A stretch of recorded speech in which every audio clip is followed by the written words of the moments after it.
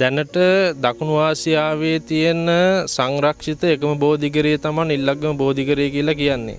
මේ බෝධිගරය තමයි දැන් මෙතන දැක ගන්නට තියෙන්නේ. නමුත් පරම්පරා ගානක් ඉඳලා මේ බෝධිගරය මේ විදිහට තමයි පැවතගෙන ඉන්නේ. නමුත් වර්තමානයේ තුල ගත්තාම මේ දේශගුණික විපර්යාස වලිනුත් ඒ වගේම සත්තුන්ගෙන් හා මිනිස් ක්‍රියාකාරකම් වලින් මේ තියෙන බෝධිගරය විනාශ ස්වභාවයට යන ගතියක් දක්නට ලැබෙනවා. ඒ හින්දා විහාරස්ථානයේ හාමුදුරුවෝ විදිහට අපි මේක නොයෙකුත් ආකාරයේ සියලු දෙනාට මතක් කරලා තියෙනවා. පුරා විද්‍යාවට, ඒ වගේම මේ අවට ඉන්න බලයලත් නිලධාරීන්ට, ඒ වගේම රජයට කුමන ආකාරයේ පුද්ගලයන්ට මේක මතක් කරන්න අපි උත්සාහ කරත් ඒ කට්ටිය ඇවිල්ලා ඒකට ඒ මොහොතට විතරක් උත්තරයක් දීලා වචනයක් දීලා පිටත් වෙලා යනවා. නමුත් එතනින් එහාට ගන්න පියවරක් නම් මේ වෙනතෙක් දක්නට ලැබෙන්නේ නැහැ.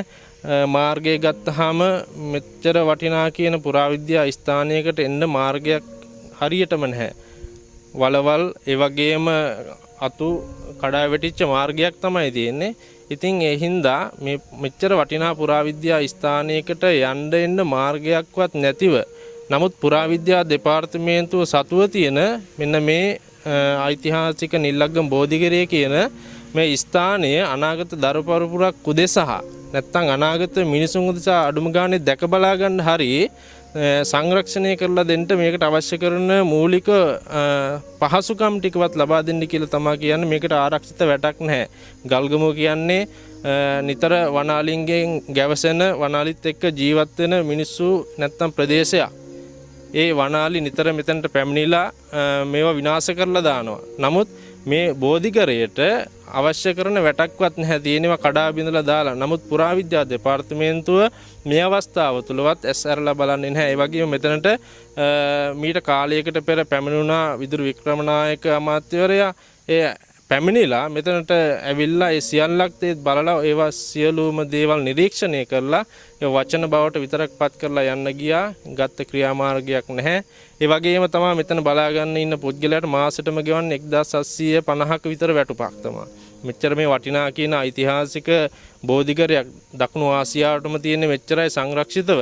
නමුත් ඒක බලා ගන්න පුද්ගලයාට ගෙවන්නේ මාසෙකට 1750ක කියන වැටුපක්. ඉතින් ඒ තරම් වූ පහත් තත්වයකට තමයි මේ වගේ තැන් දාලා තියෙන්නේ. මේ දැනට ඉන්න මිනිස්සු මේවා යම් ආකාරයකින් පුළුවන් විදියට සංරක්ෂණය කරගෙන යනවා. නමුත් අනාගත පරපුරක් උදෙසා මේවා අරගෙන යන්න නම් පුරාවිද්‍යා දෙපාර්තමේන්තුවක් විදියට, ඒ වගේම බලයලත් නිලධාරී ඉන්නවා නම්, රජයේ වගකිය යුතු නිලධාරී ඉන්නවා නම් එයාලා මේවා සංරක්ෂණය කරන්න ඕන. මේවට අවශ්‍ය කරන පහසුකම් දෙන්නට ඕන. ඒ වගේම මෙතනට අවශ්‍ය කරන විදුලි පහසුකම්, ඒ වගේම මේකට අවශ්‍ය කරන අනිකුත් වැසිකිලි කැසිකිලි පහසුකම්, මෙතනට මිනිස්සු එනවා බලන්න, ළමයි එනවා. එතකොට නොයෙකුත් ආකාරයේ සංචාරක වෙනවා. හැබැයි එන්න පාරක්වත් නැතුව මේ මිනිස්සු තියෙන උනන්දුවට මේක ඇවිල්ලා බලලා යනවා. මොකද දකුණු ආසියාවටම තියෙන මෙච්චරයි බෝධිගරයක් විදියට බලා ගන්න. ඒ හින්දා පුළුවන් මිනිස්සු ඇවිල්ලා බලලා යනවා. නමුත් එයාලටත් ආවට පස්සේ පුදුම හිතනවා මේ වගේ තැනක් ඇයි මෙච්චර අභාවයට යන්නේ කියලා. ඒ නිසා හාමුදුරු නමක් විදිහට, විහාරස්ථානයේ හාමුදුරු විදිහට මතක් කරන්න තියෙන්නේ මේක අනාගත දරුපරපුරක් උදෙසා, අනාගත සමාජය උදෙසා දායාද කරන්නට නම් බලයලත් වගකීම් නිලධාරී මෙතනට පැමිණිලා ඒ සියල්ලක් දේ සකස් කරලා දෙන්නට ඕන. ඒ සියල්ලක් දේ වචනයක් බවට පත් කරන්නේ නැතිව. ගත්තාම හැම රජයක්ම බලයටපත් වෙනකොට, ඒ වගේම ඡන්ද කාලයට කියන්නේ අපි බෞද්ධයෝ, ඒ වගේම අපි බුද්ධ ශාසනය සුරක්ෂිත කරනවා, බුද්ධ ශාසනය ස්වයංපෝෂිත කරනවා කියලා තමයි හැම රජයක්ම රජයටපත් වෙන්නේ ජනතාවගේ ඡන්දය මත. නමුත් ඒ බලය ගන්නා රජය බලය ගත්තට පස්සේ මේ වගේ දේවල් බලන්නවත් වෙන්නේ නැහැ. මේවා තියනවද කියලාවත් දන්නේ නැහැ. ඒ හින්දා රජය බලයටපත් වෙලා බුද්ධ ශාසනය වෙනුවෙන් කැප වෙනවා කිව්වට, පුරාවිද්‍යා ස්ථාන වෙනුවෙන් කැප වෙනවා කිව්වට හැමෝටම බලා ගන්න පුළුවන් ඒවා සියසින්ම මෙන්න මේ විදියට විනාශ ස්වභාවයට පත් වෙන. ඒවා ගැන කොච්චර කිව්වත්, කොච්චර පත්තරවල ලිව්වත්, ඒ වගේම මාධ්‍යවල කොච්චර ගියත් ඒවට නිසි පිළිතුරක් රජය විසින් ලබා දෙන්නේ නැහැ. ඒ හින්දා ඒක බොහොම කනගාටුදායක තත්වයක්. බුද්ධ ශාසනය රකින්නවා කිව්වට බුද්ධ ශාසනය රකින්න ස්වභාවයක්වත්, පුරාවිද්‍යා ස්ථාන රකින්නවා කිව්වට පුරාවිද්‍යා ස්ථාන රකින්න ස්වභාවයක්වත් අපිට නම් දක්නට ලැබෙන්නේ නැහැ. දැනට බෝධිකරයට හරියටම වැටක් නැහැ මේකේ. ඊටම වල්නාලි තර්ජන එනවා නිල්ලග්ගම බෝධිකරයට. බෝධිකරේ ගල් කණුවක්වත් හරියට තියාගන්න බෑ. අලි විසින් විනාශ කර දමනවා. මේකේ බලා ගන්න පුළුවන් ආවොත් එහෙම හරියට ගේට්ටුවක් නැහැ. නිසි පරිදි මෙතන මේ රැකවරණයක් නැහැ. ඊට මේකේ තියෙන ගල්ලෑලි පවා දැනටත් මේ වතුර නිසා ඒකත් ඔක්කොම දියසෙවල කාලා තමයි පැවතින්නේ. සෙල්ලිපියක් පදමවත් ඒකේ හරියට හොයාගන්න බැරි තත්වයක තමයි එතන දැනට තියෙන්නේ. දැනට ආසියාවේ තියෙන එකම සංරක්ෂිත බෝධිගරය හැටියට හඳුන්වන්න පුළුවන්.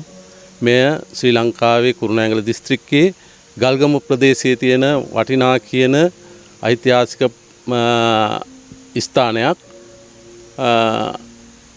මං හිතන්නේ මේ ස්ථානය අපේ ඉතිහාසය පිළිබඳ ඉගෙන ගන්න දූ දරුවන්ට 8-9 පෙළ පොත්වලට මේ ගෘහ නිර්මාණ ශිල්පය අපේ කලා ශිල්ප පිළිබඳ අධ්‍යයනය කරන්නට පොත්පතට පවා ඇතුල් කරලා තියෙනවා. නමුත් මේක දැනට මේ වටිනා කියන බෝධිගරය දැනට විනාශ වෙමින් පවතින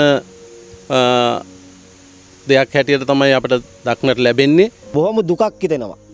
මේ යන්නේන මම්මාවත් විනාශ වෙලා ගිහිල්ලා. ඉතින් මේවා නඩත්තු කරන්න බෑ. මොකද මේවා නඩත්තු කරනකොට කැණීම් කරන්න ගියොත් මේක පුරාවිද්‍යාවෙන් හා දේශපාලනයෙන් මේවා කැණීම් කරනවා කියලා එතකොට තමයි මේවා බලන්න වෙන්නේ. එතකොට තමයි මේවා ඔක්කොටම මතක් වෙන්නේ මේකේ මේ නිදන් තියෙනවා මේවා අර මේ තියෙන මතක් වෙන්නේ. නමුත් මේකේ තියෙන දේවත් මේ රජයකටවත් කිසි දෙයකට මේවා රැක බලා ගන්න උමනාවක් නැහැ.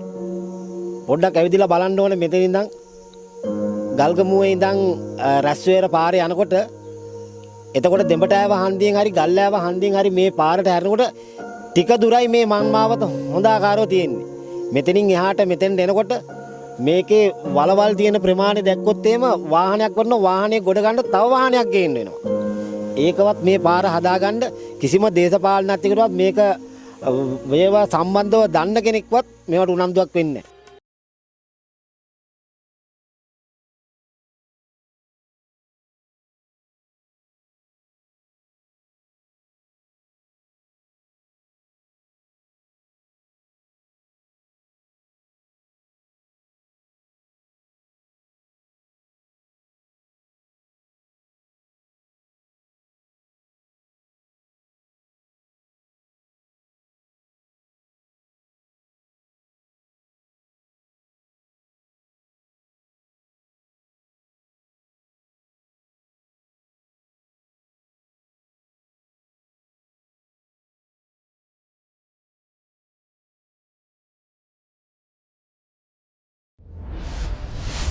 Sri Lanka News Express, Sri Lanka's favorite news channel.